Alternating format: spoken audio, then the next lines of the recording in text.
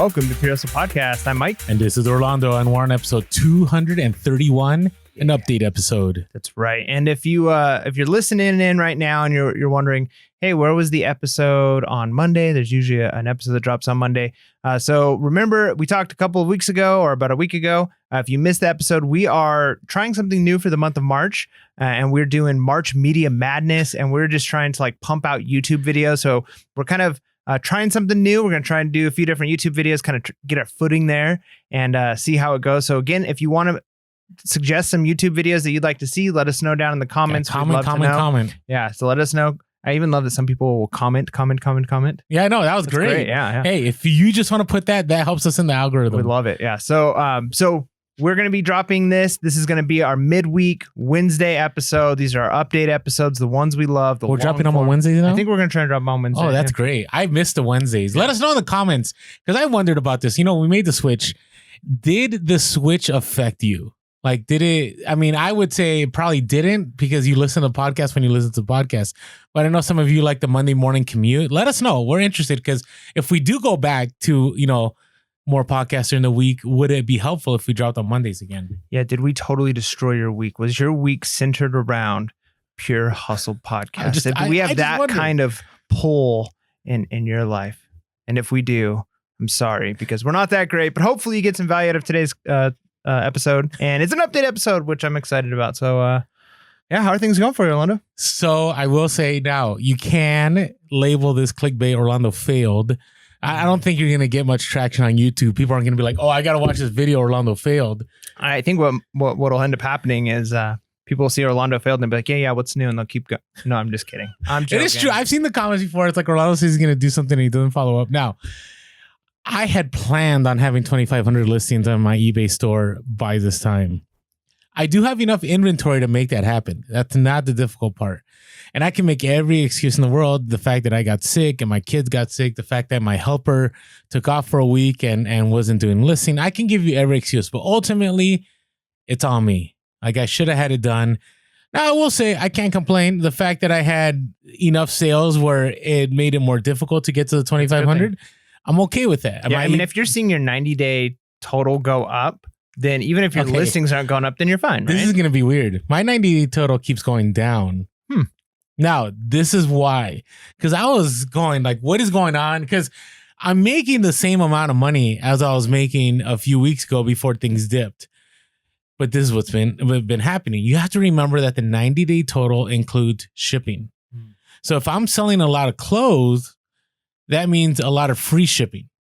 Right? If I'm selling bulky items that are costing me $50 to ship, $100 to ship, and I have multiple of those, then obviously, my number would technically be higher if all I was doing is selling clothing during this time. And so I was kind of getting frustrated. I'm like, I can't win.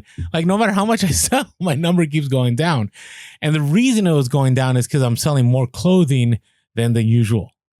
Right? Because I did have some things that cost $100 to ship, another item that cost $150, a few items that cost $50 to ship, and then I had shoes. And now I'm selling shirts and I'm selling other items that I don't charge shipping on.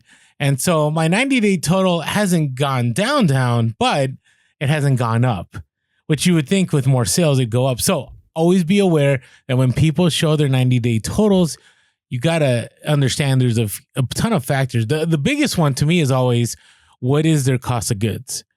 Right. So for me, my cost of goods is super cheap when it comes to a lot of my clothing. I'll buy a Hawaiian shirt for $7 and I'll sell it for $50.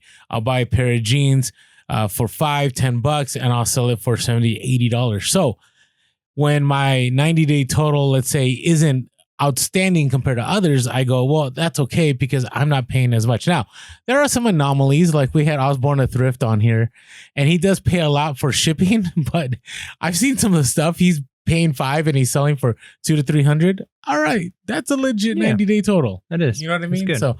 So there's that. I got other things, but I just wanted to share. I've been doing some road trips. I've been trying to up my inventory. So I went up to LA. I do have some connections with vintage gear, but I haven't been to these connections in a year since COVID hit.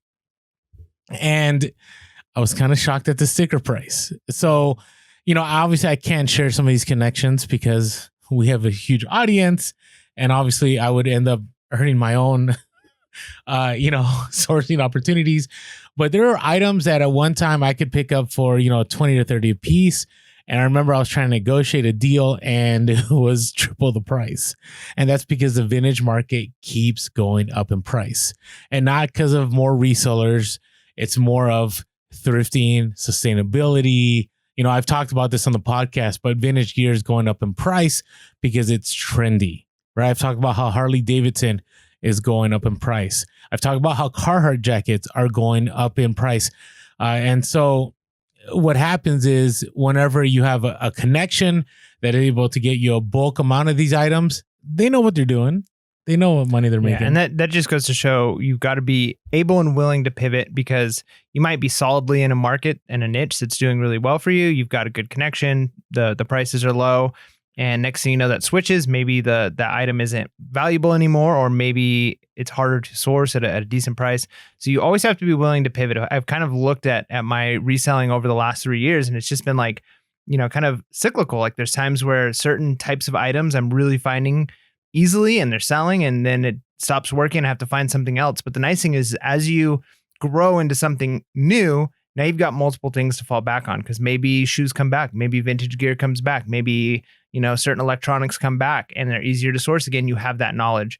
But sometimes I think it can be a little disheartening when you see that kind of bread and butter, this is working, starts to get harder and harder to source, or isn't making you as much money. Yeah, and that's the thing. It's the reason I go to these connections, because we've talked about thrift stores, and we had an episode that I have been having a lot of luck at thrift stores, but I do like going to local deals and connections because you're able to buy a lot at one time. Bulk buys are really nice, but sometimes you do end up paying up on certain bulk buys because the person knows, hey, I'm selling you a lot of a certain item that I know is going to sell. And so, I'm not going to charge you thrift store prices. I'm going to charge you more. And sometimes you got to be willing to make that deal to continue having that connection later on down the road. Now, I had some garage sale stuff I wanted to talk about, but I know you've had some garage sale stuff that you wanted to share. Yeah, I mean, this last week, it's been a while since we had an update. Yeah, and it's true. So this last Saturday, I actually had a conference that I went to, so I didn't have a chance to do garage sales. But I've been listing a lot more, which is nice. And the week before that, I finally got out to some garage sales, and it felt great, right? It felt nice to be able to drive around to actually get some things. And then as I'm driving home, my wife sends me a text message, and she says, how'd you do? And it was good to be able to like have a smile on my face and like be able to respond back like, good, like I did good. And then I got home and I'm like, all right, let me show you what I got. Right. So, it's kind of nice to be able to do that and actually have a day where I still haven't gotten all of the things listed. And so, sometimes you check field prices and you get home and then maybe you can actually sell it for a little more. It's a little less because of the model or the condition or whatever. So the exact number, I'm not sure, but I think it's going to be anywhere from like a $500 to $1,000 day. Right. Okay, and days like that are really, really good. And so it was kind of nice after having a dry season of not going to garage sales. And I think I mentioned it in maybe it was the hustle of the week. I can't even remember. It's been a little while since we did that episode. Did I talk about the audio gear that I got for free on the side of the road? I don't think you did. I think you shared it with me after we recorded an episode. And then we took a picture and posted it on Instagram, but I don't think we shared the story. Okay, so I'll just quickly... while you do that, I'm going to look that up and make sure it wasn't in our episode, but I'm pretty sure it wasn't. It might have been, but that's okay. I'm not going to go into like a ton of detail, but I was at a garage sale and there was just nothing there. But as I was walking up to the garage sale, I saw some stuff on the side of the road, like a few houses down next to their trash can. And I'm kind of looking at it and I'm like, well, I got to get to this garage sale real quick, but this stuff looks really interesting. So I run to the garage sale, I look around, don't see anything. And then as I'm leaving, I had to humble myself and I squatted next to their trash can and I'm like researching stuff next to this person's trash can. So were there cars around you or this like everybody in plain sight could see you? Oh yeah. Like looking up stuff on your phone? Yeah. There was, I was pretty much in the open. And in fact, the two ladies at the garage sale were kind of like staring at me like I was crazy.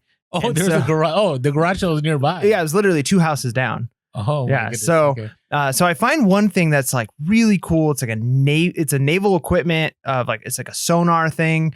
And I'm like typing in the information on it. And I could see that these sell like for parts only for well over $100.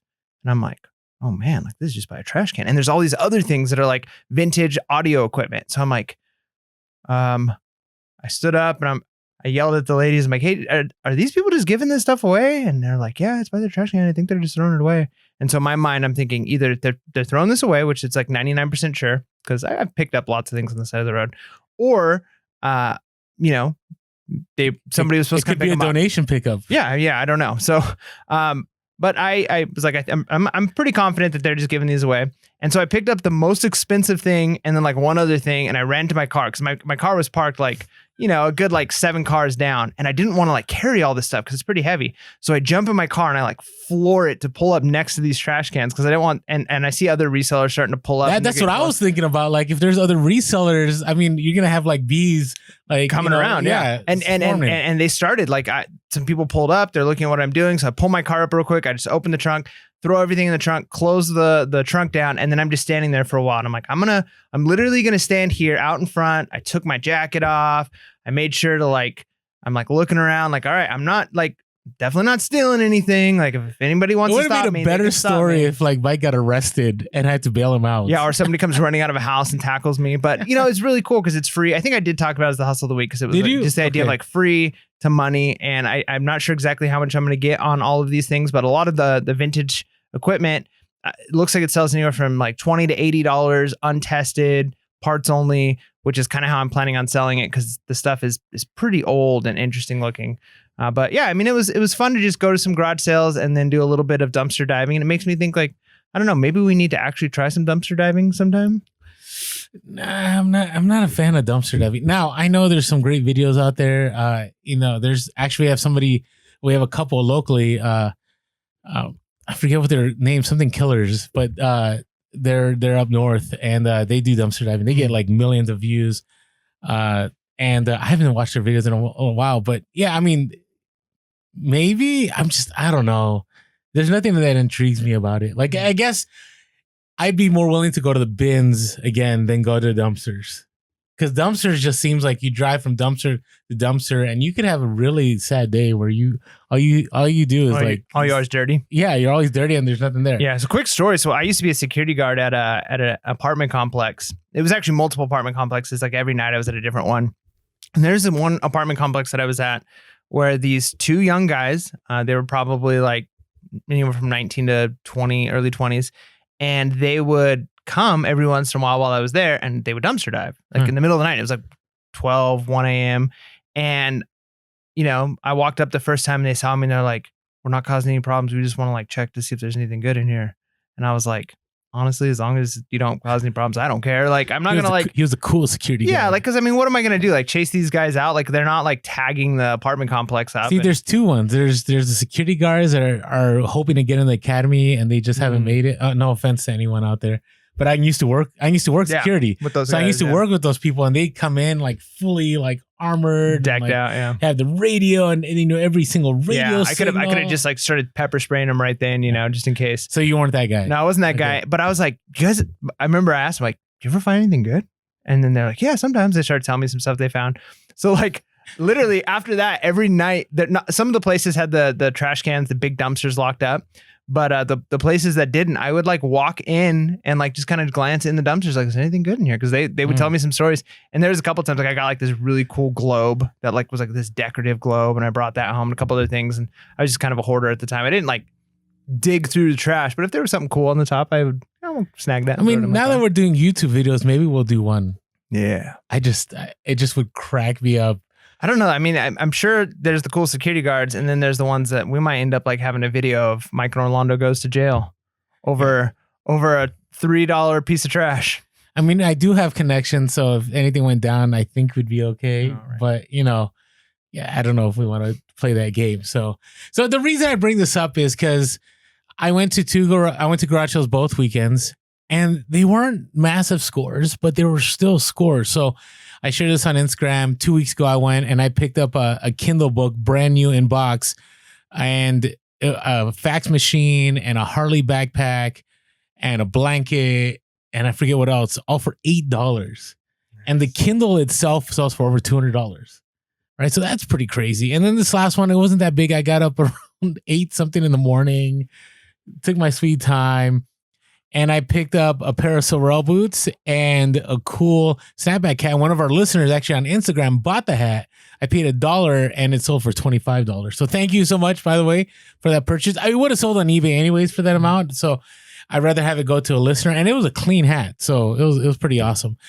And it reminded me of how much money there is to be made at garage sales.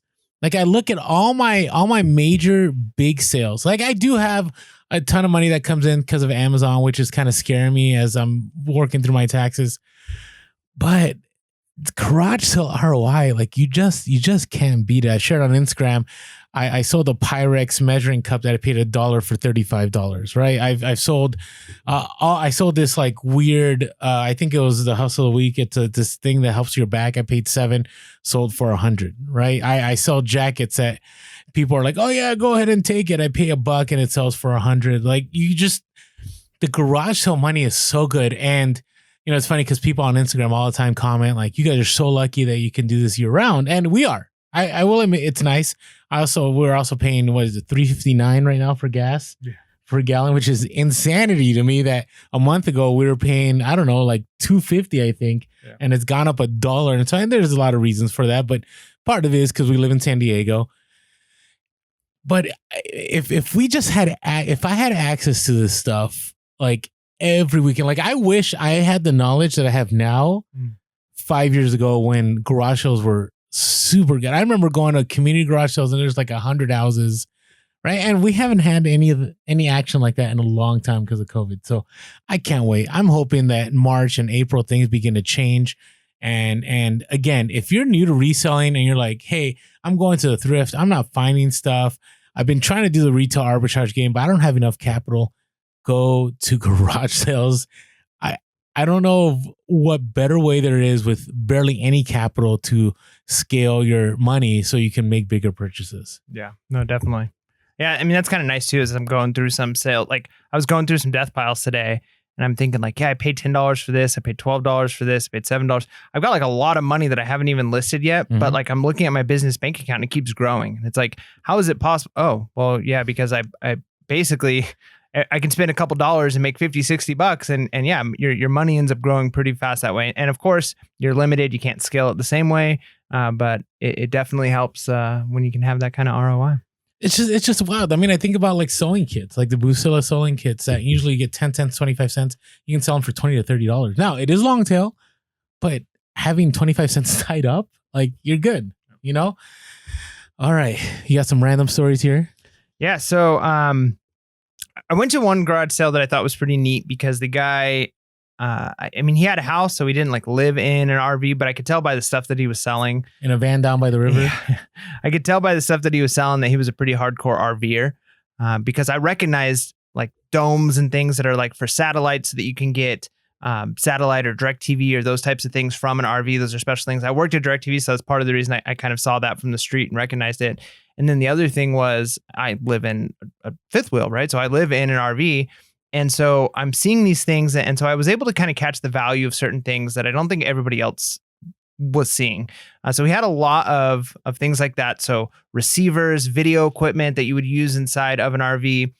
There was like a power switch, like a brand new inbox power switch and some other things like that. So it was really cool to be able to like recognize things that I knew about that I knew a lot of people wouldn't. It's pretty a niche market.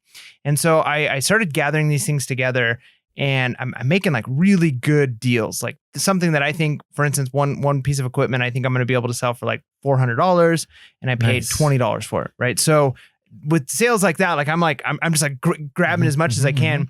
And I'm starting to chat with the guy and I'm having a good conversation and we're talking about a lot of different things.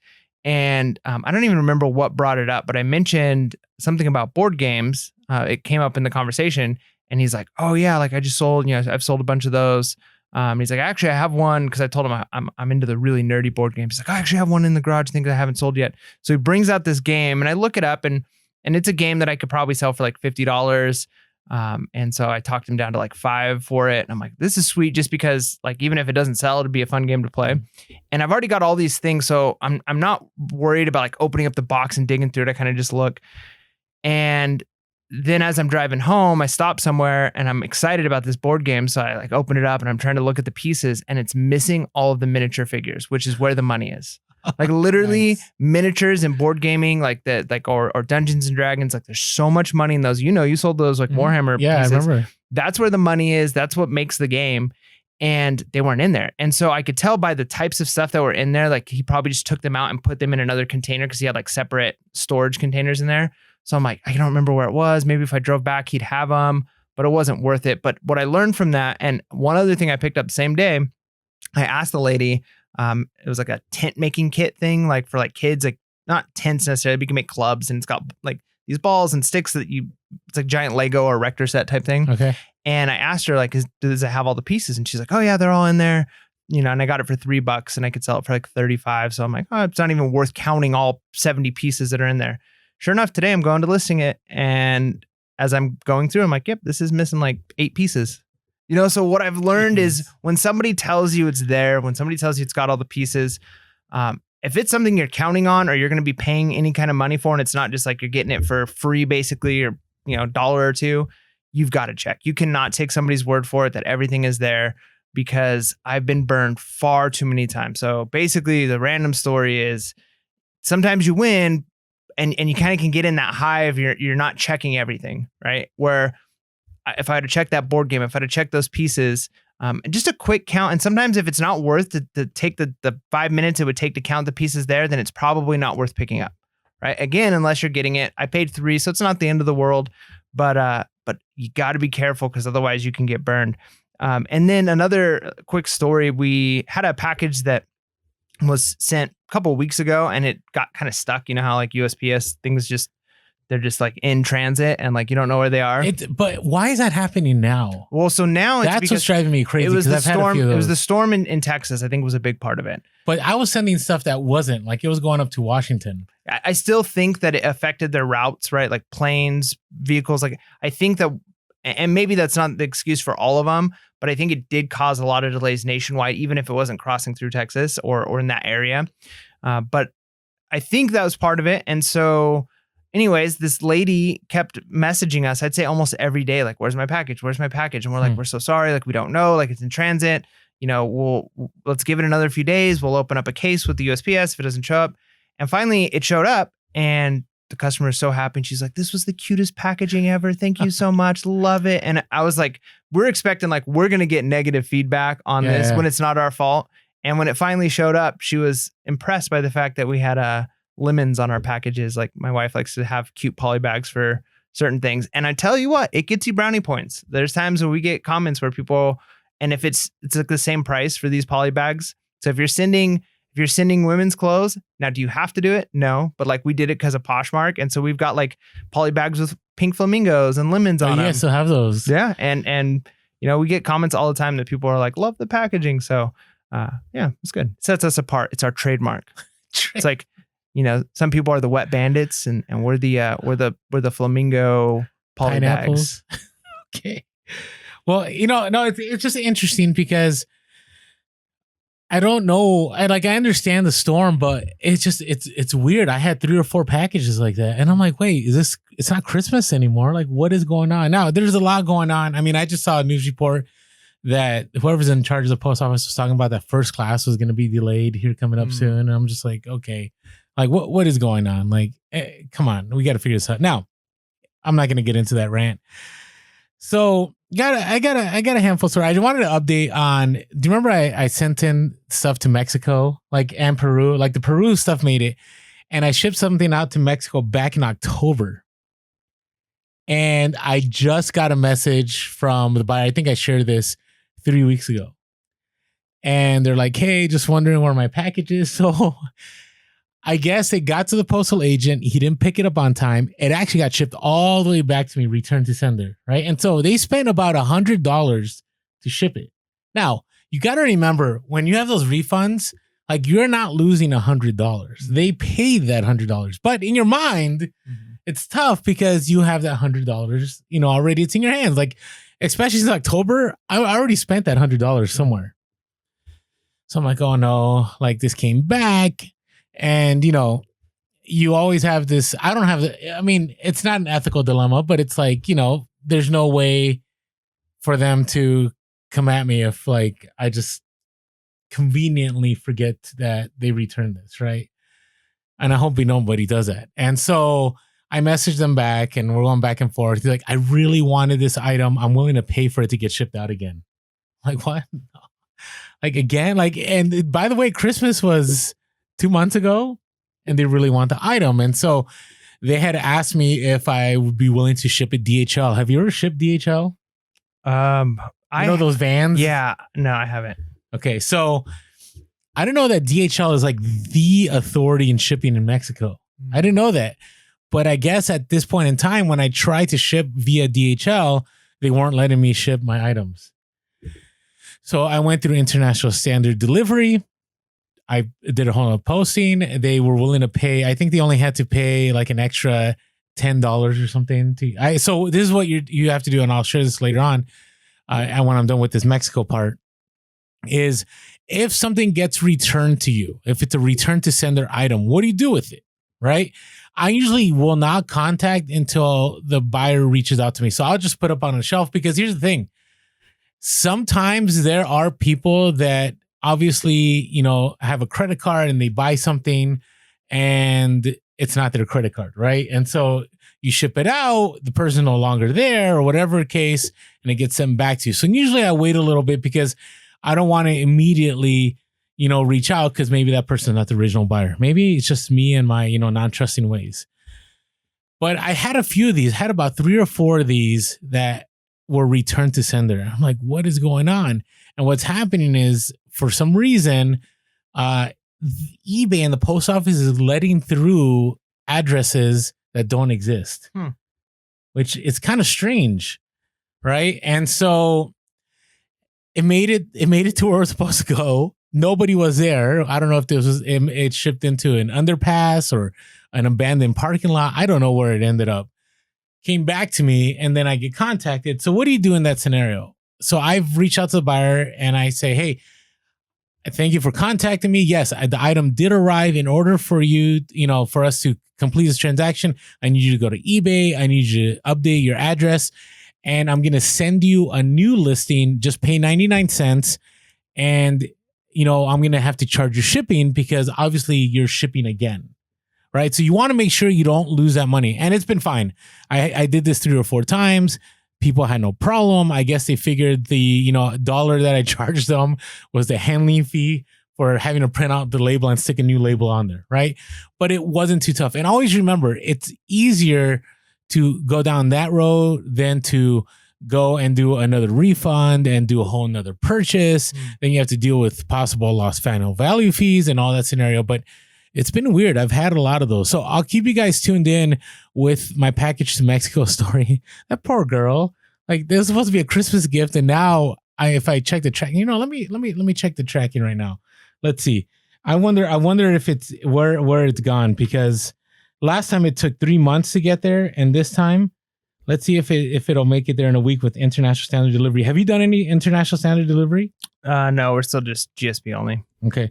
So it's kind of nice, because it ends up going to like Redondo Beach or somewhere. It's like GSP, but for a reason, it's not GSP. It's something different. And so here you go. Let's see. No, I've sold so many Playmobil. I can't figure out which one it is. Okay. So maybe I'll have to just keep you guys tuned in. Yeah. But comment below if you want to hear more about this story, and we will bring it up in the next. Or you're like Orlando at the old news just ended. We'll bring it up in the next podcast. So the saga continues. That's all right.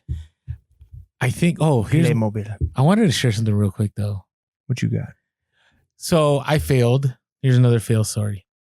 So I went to a thrift store, and there's this huge like Imagine X dinosaur. Imagine X toys can go for good money, right? It's used, and I'm like, oh, this is probably worth money. It was $12.99, and I'll probably post this on Instagram the day that this episode drops.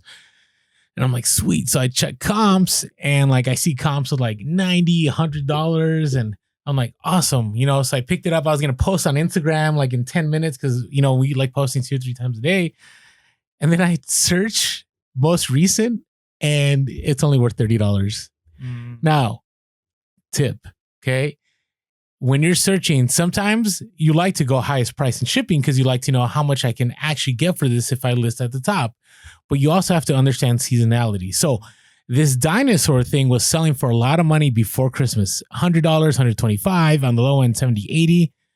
Okay, it's March now. No one cares. It was only $30. So I just wanted to share that fail so people are aware. Yeah. Check the seasons. Know the trends. Is it still selling hot or not? There you go. Now, here's where we haven't failed is on our domes. Yeah. We keep our domes nice and shiny.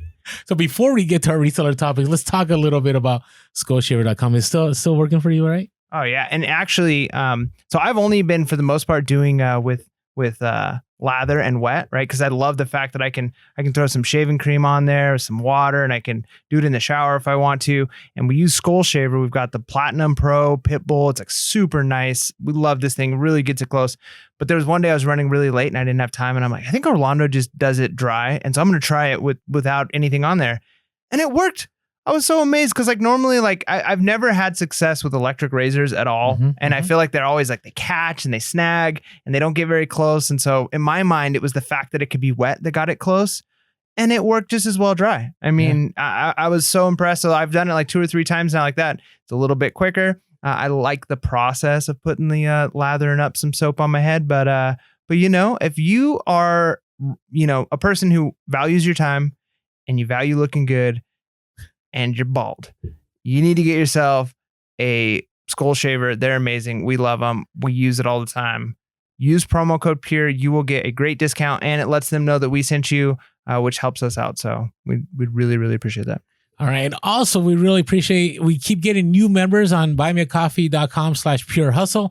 Really helps us out. If you're wondering what that is, it's basically like if you think of a Patreon or you think of a sponsorship program for less than $1 an episode, at least when we're running 2 a week. Right now, it's like what, $1.25? Yeah. I mean, it's we're putting out more content. So it's actually, well, that's what I wanted to share. You say $5 a week. That's nothing. But what's beautiful about it is a month, not a week, a month. A month. You could do a week though. You could. We really like that. But what it does, it allows us to create, like we're trying to create more YouTube content, and all of this that we're doing is to allow us to continue to build our outreach, be able to build our revenue, to allow us to have more time to create more content to help more people. So all of you that have been, you know, helping us out with that year-long membership, we really appreciate it. It's been grateful. It's been great to just have that help and support, especially, you know, when we're you know, sometimes editing takes a few hours and it takes some time. Even posting on social media takes time. It all takes time. And so it takes away from the business, but it allows us to help other people. So we're really grateful for that. If you haven't had a chance, just sign up. There's a link below, buymeacoffee.com/purehustle. And you can sign up for that $60 year-long membership. Or you could just, you know, hit us up with a few coffees. Is this episode really, you know, helped you out, or you made some money off a sale because of a tip that we gave? Hey, really love it if you, you know, just say, hey, thank you guys. Here's a cup of coffee for you. Yeah. So, and we're not a charity, but you know, we'll accept the donations. You know what I'm saying? All right. Hey, by the way, we're also on social media. We are Pure Hustle Podcast on Instagram, Facebook, and TikTok. I do plan on getting back into Facebook and, you know, doing some more work on there. I know some of you have been saying, hey, are you guys still alive on Facebook? We are still alive. It's just so many social media platforms. I'm trying to rebuild TikTok and dropping, I'm going to say this, a TikTok a day.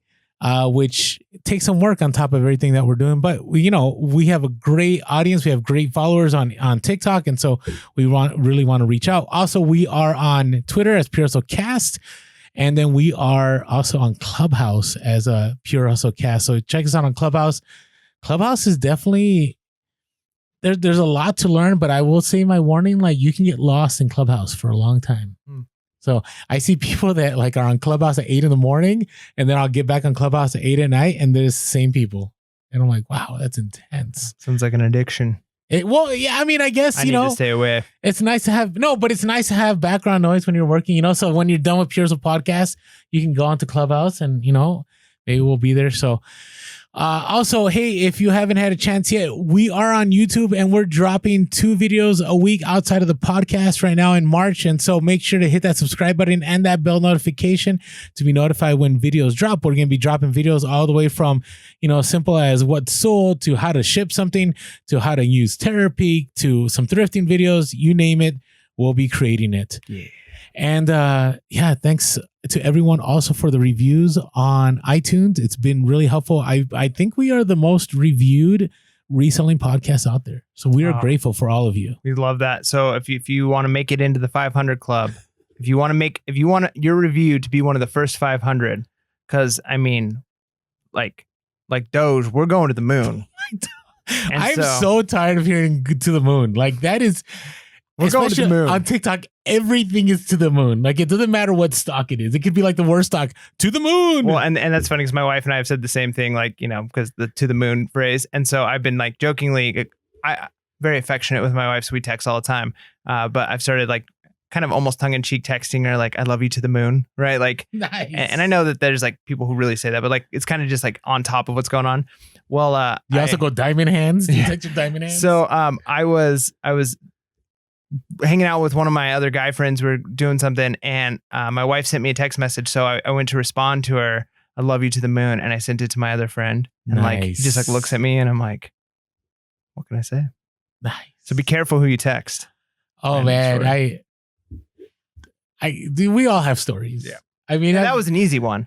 Yeah. Yeah. Let us know in the comments below. What is your worst? I texted the wrong person. Like maybe even the buyer, right? Like I saw one that was really funny. It was a reselling one where somebody said something. They messaged the buyer and then they messaged somebody else that they were trying to say. And it was like, they were joking about something you could tell, but it was like pretty raunchy and like, semi-violent, but it was like joking. But they sent it back. They sent it back to the person they were going to buy something from on like Facebook Marketplace. Ooh. And they were like, oh my gosh, I'm so sorry. That wasn't meant for you.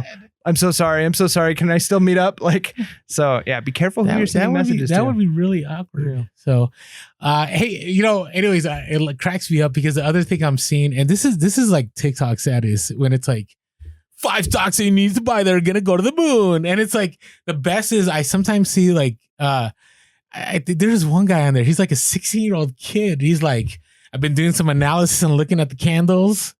And this is gonna go to the moon, and I'm like, what is like? Everybody is an expert, like. So it just cracks me up because I feel like we should do reselling videos, and we're like, here are 5 things that if you buy before the market dips, when the market dips, it'll take you to the moon. Yeah, we're gonna these items, these BOLOs are going to the moon. That's our new thing for sure. And that kind of goes with our first reselling topic we're going to talk about today, which is the NFT craze. And I've been a big. Wait, do we have some sound for our reseller topics? Oh yeah, I'm just ready to go. I was ready to get into it, but we do have sound, and it's good to play it because it puts us in the mood. It gets us ready. Yeah, actually, I don't know. Nope, we don't have sound today. So just imagine in your mind that there's beautiful news, like breaking news sound playing, and I'm like coming at it with like this just great reporter voice talking about like what's coming up in reseller news. Just imagine that, and you could probably imagine it better than I could do it anyway. So, but anyway, so our first topic is we're into the conversation. That's the thing. Yeah, that's true. Like usually you're all ready to go. You're prepping while I'm finishing my spiel, and we just kept talking. Just went into it. So our first topic is the NFT craze, and I've been for a while now. Well, let's explain first what NFT is. Yeah, I will. Okay. So I've since. Like when I first graduated high school, a few years after I graduated high school is when I first heard about like Bitcoin and like started Ethereum was coming out a few years later. And I was really big into the idea of it. And I was researching it, but I'm like 18 years old, 20 years old. What year was this? I don't have any money. So I want to say like the Bitcoin, when I first really got into it was like 2009. Wow. Something like that, 2010. Okay. Somewhere around there. And so, yeah, so I didn't have money and I, was wanting to, and it was harder to buy back then. You had to and so I was always trying to convince people to buy it. When I first got married, I was like telling my wife, like, we should just put all of our savings onto Bitcoin. So it's a touchy subject. But one of the cryptocurrencies is Ethereum. And I've always liked Ethereum because it actually has some pretty unique values. And we've talked about it in previous podcasts. The idea of it can serve as, in some ways, people can use it as like a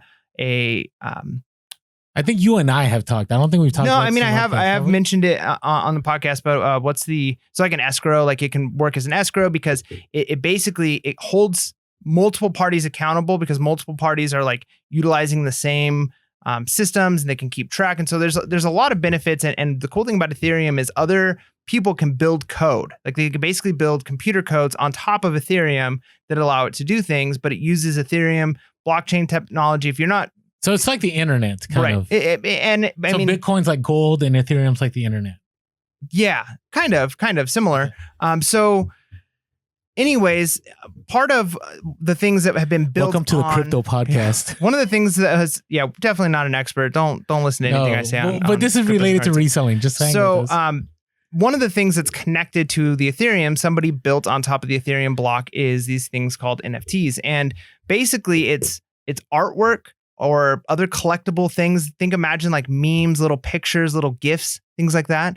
But the idea is there's limited supplies. An artist will make maybe one or a handful of them or however many they make, and they're built on the Ethereum block. So it's not like you can tell that this is the original. There's no way that it can be fake. There's no way anybody else can have copies of it. They're legitimate. The Ethereum kind of tracks and it ensures that who has what, and it's like a giant ledger base and everybody knows who has the real ones.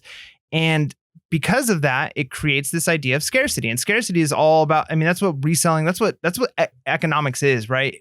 It boils down to scarcity. And it's crazy because we're talking about like 8-bit art or like just pretty much stick figure art. Memes are selling for tens of thousands, hundreds of thousands, potentially millions of dollars. And it's just crazy. And I don't know what to think about it. So the Nyan cat, right? Mm-hmm. That's the cat with like it's flying through the sky and there's a rainbow behind it. Yep. Sold for 600,000. Okay, so here's a few. The reason I share this is because the reselling community usually follows whatever is trending, right? I mean, even with the GameStop to the moon, like the reselling community was all in. I was all in because people want to make money, right? Like these are trends that kind of they look like potential new money making opportunities. So basically, just think about it. The way I had to think about it is like anybody can create an NFT. It costs money to list an NFT. Like on Ethereum, there's this thing called gas fees, right? It's basically just a fee that you're paying, but they're pretty high right now. So anyways, I share all this because it's getting into the reselling space and it's the same thing like Pokemon. Like the exact same thing. It's basically like collectible cards. It's what the NFT almost is. It's like a digital card or artwork that you have that's unique.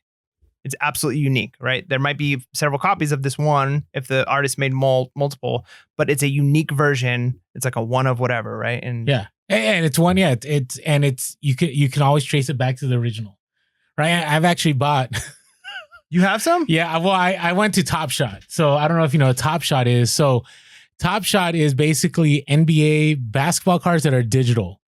So if you go on and the Top Shot, it basically has, so for instance, I have one where it's a guy and he's shooting a 3-pointer and it shows it at different angles and it shows his stats and so on. And so those have been selling for a lot of money. Now, here's what's going on. And I always want to be real about this. And one reason I want to share this is because I'm sure there's plenty that listen to our podcast or on social media that are listening to us. And I don't know if I'm right or wrong. I have no idea. Yeah, and some of you probably know way more than we do on this. Yeah, NFTs could be the next thing. And 10 years from now, we'll listen to this podcast and go like, Mike and Orlando should have just stopped going to garage sales and should have just gone all in on NFTs. Or the bubble pops. I mean, right now, the reason I'm saying it's very much like Pokemon is like, I'll never forget last week, I'm on my phone. I am signed up to Gary V's like community texting and I get a thing and it's like, read about NFTs. So I read about NFT. I didn't know what NFTs were 2 weeks ago. I mean, I kind of understood, but I didn't know. I mean, they've been around for years, right? So I'm all new. I'm reading this, and next thing I know, oh, lo and behold, Logan Paul like sold all NFTs of himself holding Pokemon cards. They made $5 million. Now, part of that was tied into another Pokemon card drawing that we should make a Pierce podcast NFT. We could. Let's do it. But anyways, he did this. So here's the thing. You remember last time Gary Vee texted Logan Paul, said, hey, you should get into Pokemon. He got into Pokemon. He put it on his show.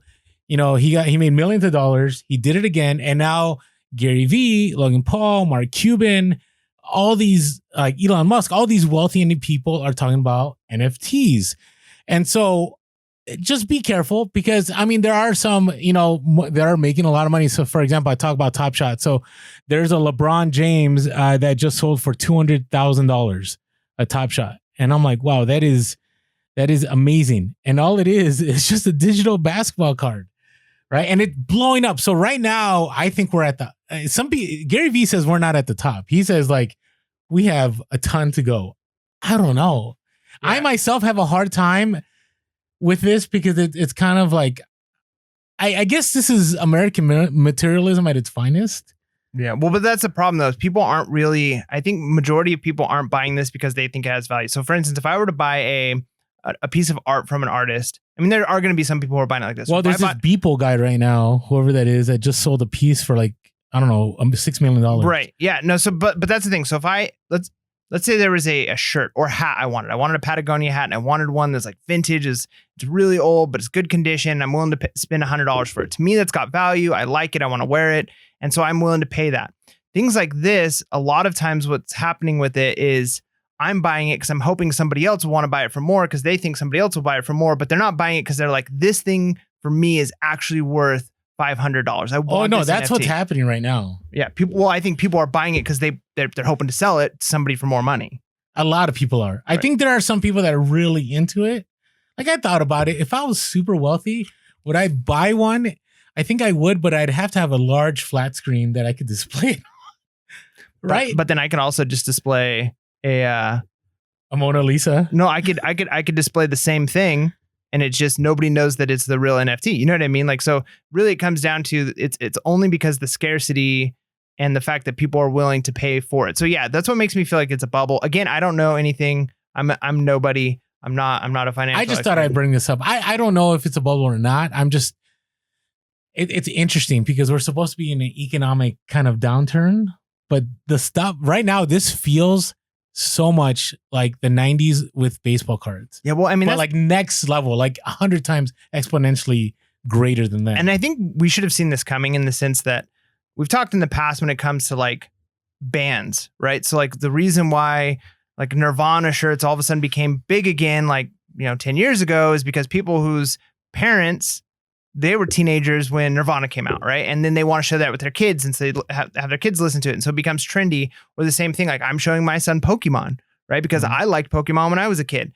And so my generation and probably your generation and younger than me, like we grew up in a time when collectible things like that, where people were buying Pokemon cards and selling Pokemon cards, and everyone wanted to collect. Well, then when you're an adult, what do you collect? Like some people stick into baseball and basketball cards, but I think that falls off for a lot of people until people all of a sudden have money. And it's like, I used to collect Pogs, or I had this marble collection and I trade with my friends. And there's something about that that's enjoyable. And when you are now all of a sudden are an adult and you have money, and it's like, well, how do I do this? And it's like, there's so this different. thing. Yeah. I was watching the Wonder Years the other day with my son, and if you remember the Wonder Years with Kevin, do you ever watch Wonder Years? It's a pretty old show. It's from the like late 80s, classic show.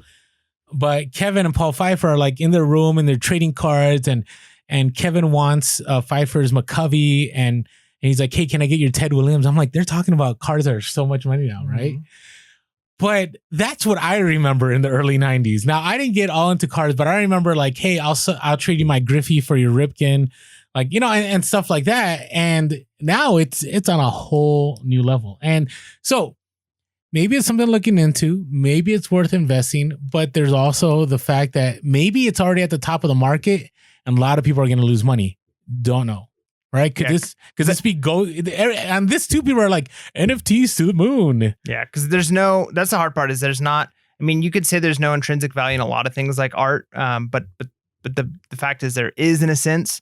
The hard part with something like this is there's not intrinsic value in it. Like it's not actually like you can, if you have a VCR, it works, it does things, you could sell it, you could actually use it. That doesn't have the intrinsic value. So if you pay a bunch of money for it, eventually the only reason people are able to make money is because somebody's going to pay a bunch of money for it, hoping they can make more. Well, and that's they the only can't. reason I bought Top Shot. It's because I was looking to resell. Like Right. to me, it's like, hey, Mike, check this out. You only Like, make money. I look at it as like an exchange of hands. Basically, it's like a whole bunch of people are getting together and everybody's kind of hoping to end up on top, right? And a bunch of people are going to end up on top. But the only way this is a zero sum game. I think like reselling isn't a zero sum game because I buy something from somebody at a garage sale and then I list it and I make money, and the person who sold it at the garage sale made money, and the person who bought it bought something they wanted, right? Everybody wins in that.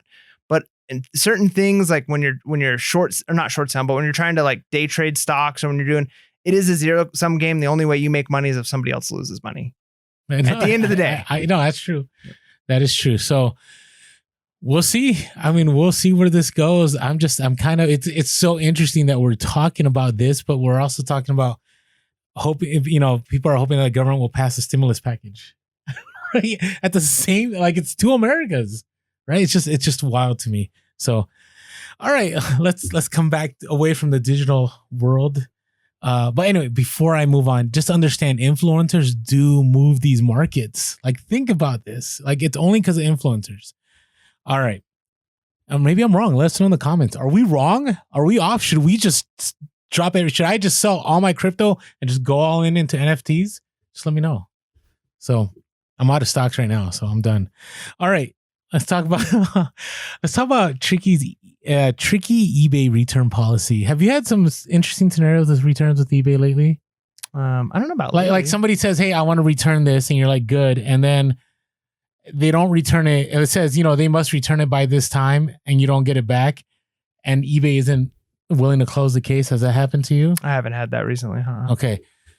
So just heads up, I thought eBay, once things started getting better, would kind of settle down, because I remember at one time it was like they extended returns, right? It was like some obnoxious 90 days or something like that, right?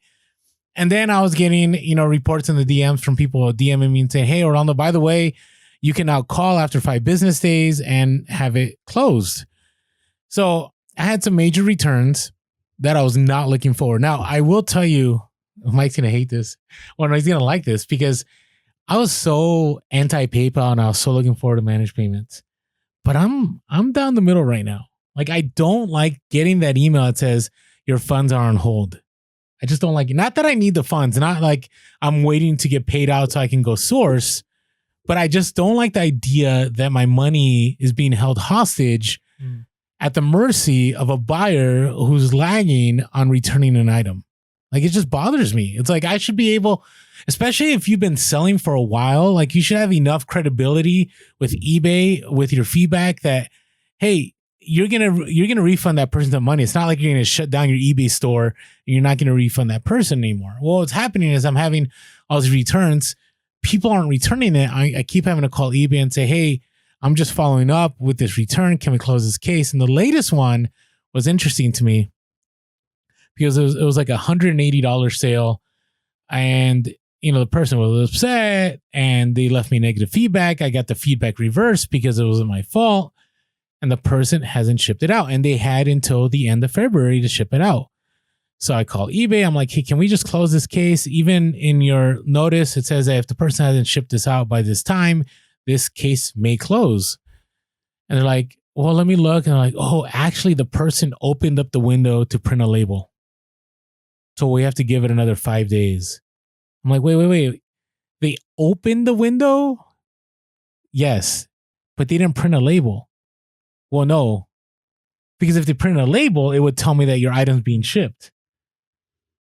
And so now I'm waiting another 5 days. So I really hope that all this gets shored up soon, because, so this is just a warning to you, like, don't expect that, as soon as the date says, "Hey, this is when the case is going to close, it's going to be closed." You're going to have to follow up with eBay these days, unless eBay changes that. It's just kind of tricky, because if it's in writing, I think eBay should be willing to follow through on that writing. Right now, I understand they use the word may, right? That's their out, right? They could say, "Well, we said may, so that doesn't guarantee it." But I don't know. It just kind of bothered me a little bit. So yeah, and again, it's one of those things where there's going to be the rare exception where somebody's trying to return and something happened, it glitched out, and they're going to say, "Well, that's not fair. I started it." So I understand why eBay wants, they want to give the buyer the best possible experience. So I guess it's one of those things where you got to look long term and you got to say it's frustrating, but you're either going to get your item back or you're going to get the money, right? You're in this limbo, which stinks. But one of those two things is going to happen. And by eBay not just closing it right away, they're ending up with potentially a slightly happier buyer, maybe, right? Which is beneficial in the long term for the eBay community. So I'm trying to put the positive spin on it. No, I get it. I mean, I do have right now an item that I sold in October that via global shipping that eBay is still not giving my money back. It's wild. And that's a whole other issue. I've talked about that pair of boots in Russia. So hopefully that'll be resolved. All right. Another thing eBay's doing, I think this is a good thing. Some may disagree. So eBay is changing their badges for shipping. So usually you used to have this fast and free shipping when you sell things out, when you sold things. Now it's just telling you how long it's going to take, which I think is great. Now it's doing this with free shipping. So I've always said this, like if you're able to do free shipping on certain items, or if the rest of the competition is doing free shipping, it's probably good for you to do free shipping because your item's going to end up lower in the search. You're not going to end up on the first page. And on top of that, you're not going to have that badge. So I just encourage you guys to take a look. You can always find this information by going to the eBay seller community and it'll tell you announcements and it'll look, but it's telling you free 3-day shipping. I like mine because it just says same day shipping on everything because I do same day. So I know that gives me the competitive edge because people look and who doesn't want same day shipping? I'm still not a fan when I buy stuff on eBay and it's like 4 days later, I get this message and it's like, I'm shipping out your item today. I'm like, what? I bought this 4 days ago. Like, come on now. Mm-hmm. So, all right. Okay. Let's talk about, Amazon toy policy. Okay, man, this just is all sad news. We should have done the NFT stuff last. So many of you that sell on Amazon, you may have been getting those messages that says you have to be compliant with your toys, meaning that you have to send in all this data and you can appeal it. And when you appeal, they ask you for invoices. And if you don't get the invoices, they're telling you that your listing will be removed. And there's been a lot of talk about this on Clubhouse. I've been in some conversations with this, with Reezy and a bunch of other people. Not so much discussed on social media. That's why I wanted to bring it up because it's been going on for about a month and a half and people have been getting all kinds of messages saying, hey, you need to be in compliance. If you're not in compliance, we're going to remove your listing. But here's what I'm noticing. So I'll get this thing and it's going to say your item is at risk of removal. And then I won't do anything because the reason I don't do anything is I usually expect the bigger seller to send in whatever paperwork is necessary because they're not going to want their listing to get removed. And so they're going to take care of it. So I've been waiting on this. And then I've actually got an email that say your listing is removed. But then I go to Amazon and my listing's still there. So I don't know what's going on. Let us know in the comments. I just throw this out there for two reasons. One, I wouldn't panic yet. I wouldn't go like, oh no, Amazon's gonna lock me out of my listings. Amazon's gonna suspend my store. It's kind of like this whole idea of the insurance thing that went around on social media that was telling, everyone that they had to get insurance. I do have my own kind of, insurance, but I never got that message. I never got the message about that I need insurance. And I do sell a good amount. So I don't know why I didn't get the message. Maybe because I already had it.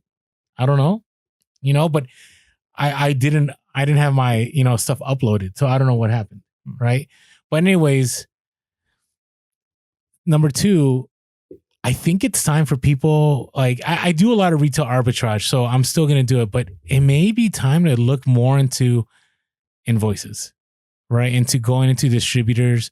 I mean, I'll share one of them, e-distribution, because everyone shares that on social media. It's been shared everywhere. It's been shared on TikTok. Actually, if you want to find out where to buy stuff to get invoices on Amazon, go to TikTok. Just hashtag Amazon FBA and all the gurus will tell you where to buy from. It's crazy how much information is being offered right now. So if you're not on TikTok on the reselling side, you're missing out on a lot of free information. And they may be from gurus, but that doesn't mean that the information isn't legit. Yeah, sometimes legit. Sometimes legit. Well, you can look legit or not. Well, because all you need is we're going to do videos like that. Legion, we are. I don't know. Help us figure out the name. Okay. We want to. Will people come after us if we do those though? It's fine. Let's see what our listeners think, because that's the people I care about. Should we hunt down and find the scammers and the people who are trying to sell false dreams and call them out? Do videos about how either they're fake or they're not. I want to know, is that part of our brand? That's what I want to know. Or is it going to only help our brand? Yeah, let us know. Right, because we're about keeping it real, so that falls in line with keeping it real. That's right. So it's real, relevant reselling, not nice for the sake of nice. Selling you a dream. Yeah. So it is true, because I do see those gurus and I'm like, just stop. Yeah. Well, they're hurting people. We can be we can go out there and be the bringers of justice. TikTok Avengers. That's right. Okay. All right. Okay. Hey. Yeah. I got more. I'll share one more thing. I have stopped canceling orders if people don't pay right away. Do you cancel orders if people send you a message like a day later? No, I don't cancel orders right away. I mean, I'll send them a message and say like, hey, we want to ship this out as soon as you pay. And if they don't get back to me and it's been a long time, then yeah, I'll cancel it. But if they ask like, yeah, can I have an extra couple of days? I give it to them. Okay. Sometimes it works, sometimes it doesn't. But so I am, I'm again, this managed payments didn't solve this problem. And so I've been lately, if somebody messages me right away and they're like, hey, by the way, I didn't see something or I messed up, can you cancel it? I'll cancel it.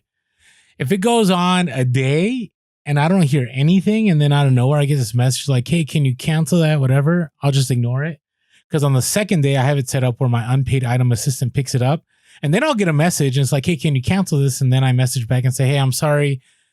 Unpaid item assistant already opened up. Check your email. And what they have to do to resolve it is, one, they pay, or two, they take the strike for not paying for the item.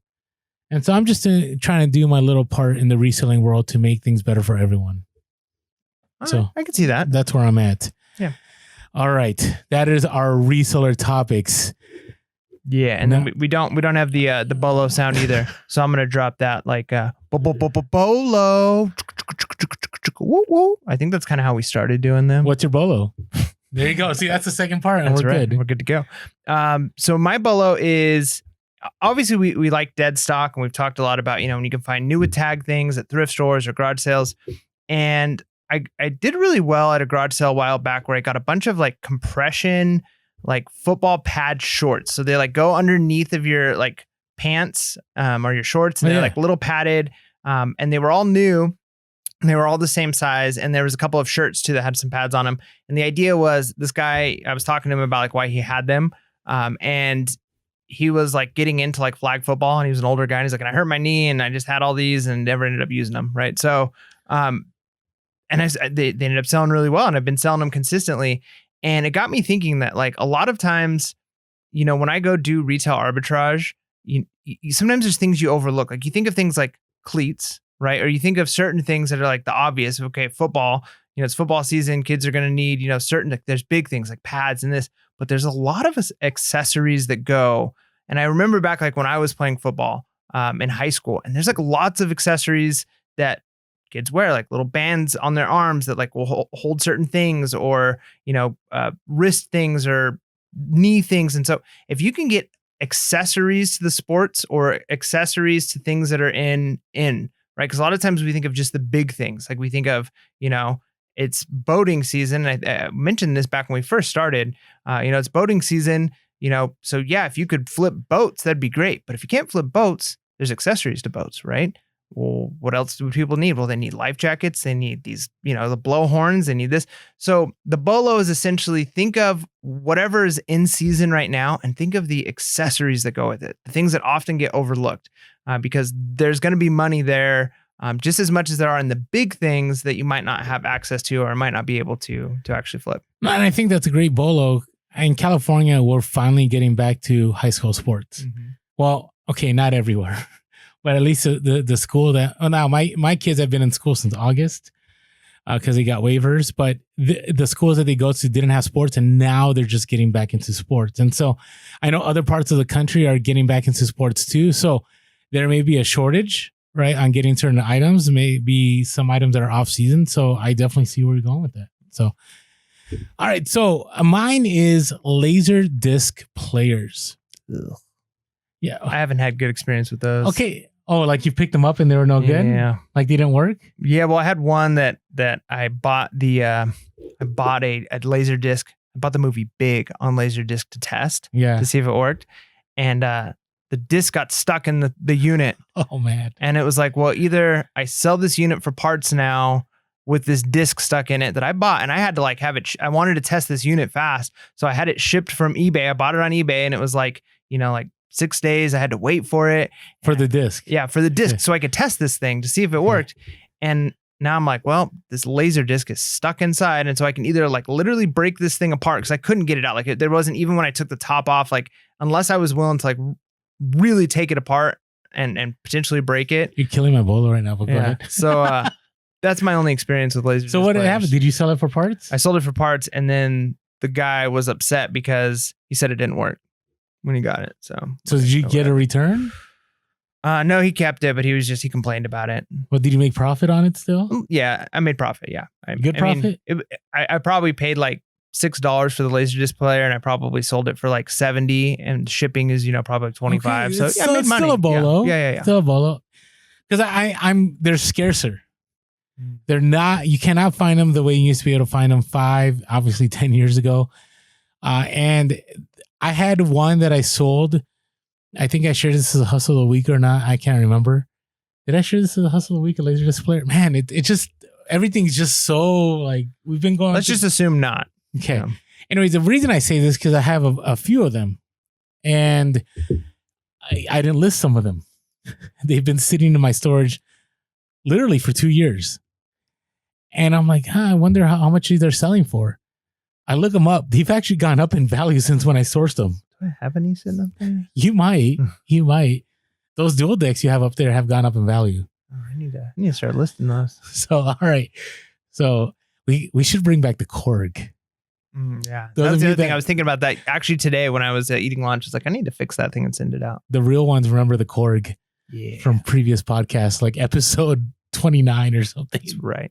So vocorder. Anyways, believe it. Later this. So I just sold one. I think I should. I don't know if I should this. So I sold one for $267. I paid $15 for it. And it was interesting. I sold it. I shipped it out, and the remote wasn't working. But the individual knew how scarce this was. So he's messaging back. He's like, listen, I don't want to return this. I'm just letting you know the remote doesn't work. I'm like, oh, I'm so sorry. Can I do a partial refund? He's like, that's fine. I sent him $30. Then he messaged me. He's like, hey, don't send the refund. I fixed the remote.